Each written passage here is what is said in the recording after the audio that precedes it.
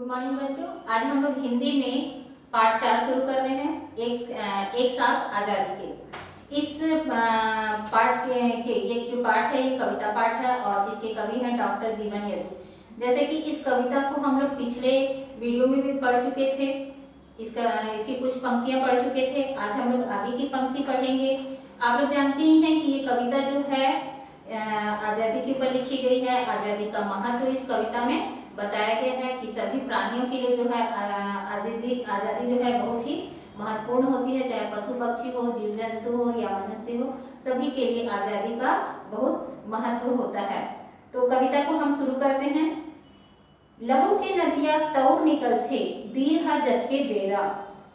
लहू यानी रक्त होता है, नदिया यानी नदी, तौर यानी तैर करके, निकलते यानी कि निकलता है, वीर जग के बेरा जिस समय सूर्य निकलता है, मेट के करिया बादल वाला घेरा यानी कि काले काले बादलों के घेरे को मिटाकर निकलता है। उजियारे यानी उजाला, तभे यानी तभी, उसलथे यानी कि उसी समय समाप्त होता है। अंधियारी अंधकार जो है, अंधकार के डेरा यानी कि उसी समय अंधेरा जो है समाप्त होता है। सबे यानी सभी, परानी यानी प्राणी, आजादी कर्म बरोबर होते। आजादी तो जाते, कर्म यानी कर्म, बरोबर होते यानी कि समान होता है। तो कविता का अर्थ हम लोग यहाँ पर समझते हैं कि कवि यहाँ पर कह रहे हैं कि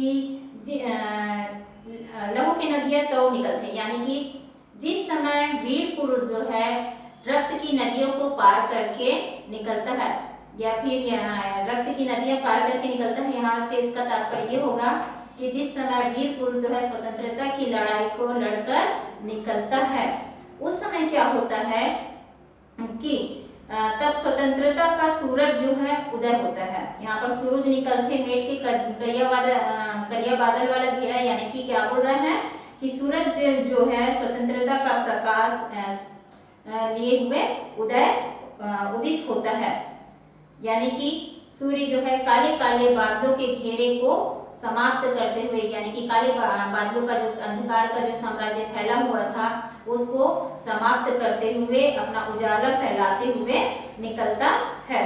सूर्य के प्रकाश से अंधेरे का जो है साम्राज्य जो है समाप्त हो जाए। उजियारी ले तभी उसलथे, अंधियारे के डेरे यानी कि सूर्य के प्रकाश से अंधकार का साम्राज्य जो है समाप्त हो जाता है।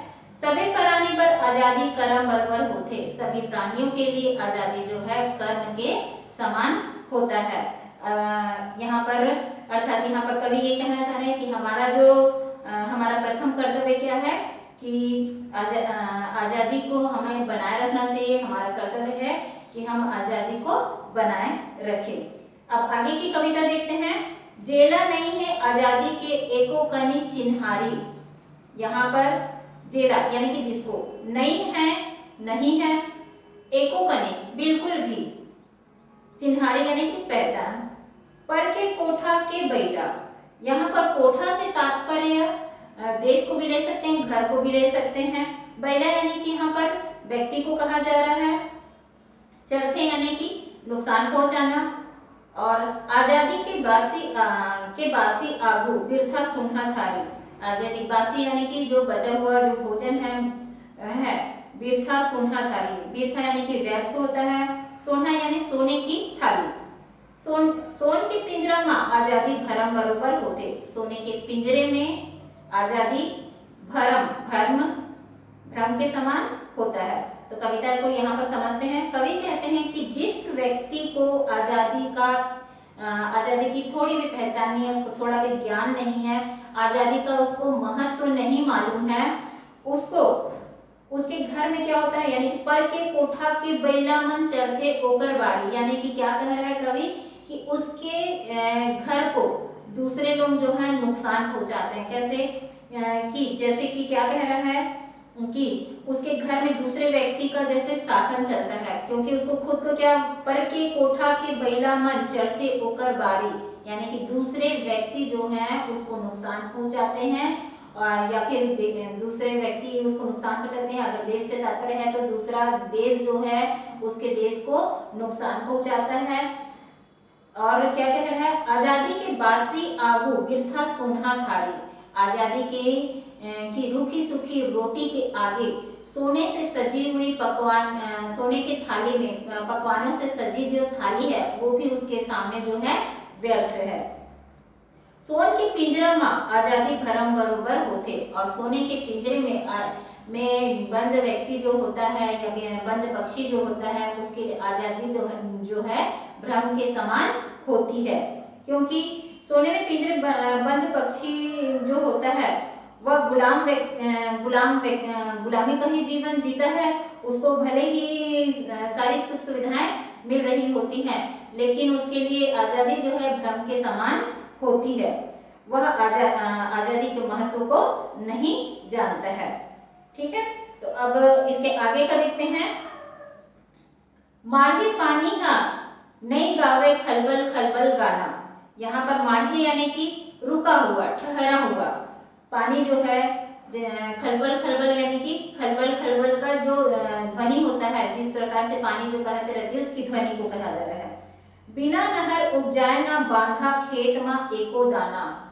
यहाँ पर उपजाए यानी कि उपज, बांधा यानी कि बांध, और अपन गोड़ के बंधना छोड़े ओला मिले ठिकाना। बंधन छोड़ना यानी कि जो गुलामी का जीवन छोड़ देता है उसको अपना ठिकाना यानी कि मंजिल। आजादी सब विकास के मरम बरोबर होते। यहाँ पर मरम यानी कि मर्म। तो यहाँ पर आप कविता का अर्थ को समझते हैं। माढ़े पानी हाँ नहीं गावे खलबल खलबल गाना। कवि यहाँ पर कह रहे हैं कि रुका हुआ, ठहरा हुआ जो पानी है वह खलबल खलबल की ध्वनि नहीं करता है। जिस प्रकार से जैसे गड्ढे में आप लोग देखते होंगे कि पानी जो है एक जगह एकत्रित हो जाता है तो उसमें किसी भी प्रकार की ध्वनि नहीं आती है। उसी प्रकार से आप जो बहता हुआ जो जल है, चाहे वह नदी का जल हो या फिर नाले में देखोगे, नहर में देखोगे, बहता हुआ जो जल है उसकी ध्वनि जो है अलग से सुनाई देती है। तो कवि यहाँ पर उसी को कह रहे हैं कि रुका हुआ जो जल होता है वह खलबल खलबल का गीत नहीं गाता है। बिना नहर उपजाए ना बांधा खेतों में एको दाना। यहाँ पर कवि यहाँ पर कह रहे हैं कि बिना बांध या नहर के, बिना बांध या नहर के पानी की सिंचाई के बिना खेत में एक भी दाना जो है उपजाया नहीं जा सकता है। ठीक है, बिना नहर या बिना बांध के पानी के सिंचाई के बिना एक भी दाना जो है खेतों में उपजाया नहीं जा सकता है। अपन गोड़ के बंधना छोड़े, जो व्यक्ति गुलामी का जीवन छोड़ देता है, गुलामी का जीवन का त्याग करता है, यानी कि जो इस प्रकार के बंधन का त्याग कर देता है उसको अपनी मंजिल जो है प्राप्त होती है। ओला मिला ठिकाना मतलब कि उसे उसकी मंजिल जो है प्राप्त होती है।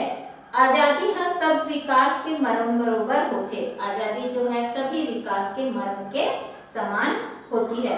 अर्थात क्या कहना चाहिए कि गुलामी की जिंदगी जो है नर्क के समान होती है, नर्क से भी बदतर होती है। आजादी ही व्यक्ति तथा राष्ट्र के विकास का मूल मंत्र है, क्योंकि बिना आजादी के कोई भी व्यक्ति जो है विकास नहीं कर सकता है। तो इस प्रकार से ये कविता जो है यहाँ पर समाप्त होती है। और इस कविता से संबंधित जो कुछ भी प्रश्न उत्तर है और इस कविता का, इसको मैं व्हाट्सएप के माध्यम से आपको बताऊंगी।